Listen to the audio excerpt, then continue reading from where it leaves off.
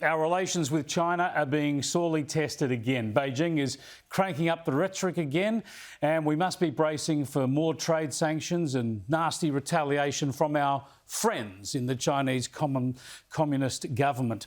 It is sad, it is difficult, and it's fraught, but it's also very, very necessary. It's happening because our government, with the general support, I should say, of the federal opposition, federal Labor, if not some of the state Labor pollies, it's happening because our government is doing the right thing in standing up against China and standing up for our national interest.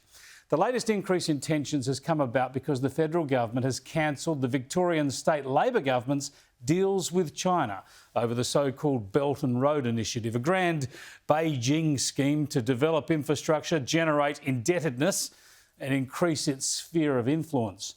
The Chinese communist operatives found a willing dupe in the Andrews Labor government in Victoria. They were prepared to sign up to the deals even though Canberra was against joining the Belt and Road Initiative. You know, there is this little thing called the Constitution that says foreign relations, external affairs is the business of the federal government, not the states. But that hasn't stopped the states weighing in on these issues they too often know too little about. So these Victorian deals were scrapped under new laws that effectively strengthen that division of powers in the Constitution. They mean states must now get international deals approved by the federal government, and they mean Canberra can now come in over the top and cancel deals that it doesn't like, as it's just done. Now, I've got to say, this stuff goes way beyond China. You won't believe what other deals the states have gotten up to or who with. Here's the announcement made today by the Foreign Minister, Marise Payne, listing the first 4 deals to be scrapped.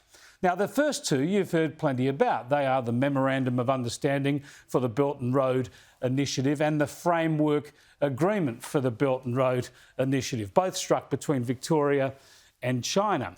But what about the other 2? These deals predate the Andrews government. A technical training deal between Victoria and the Islamic Republic of Iran. A scientific cooperation protocol with Syria.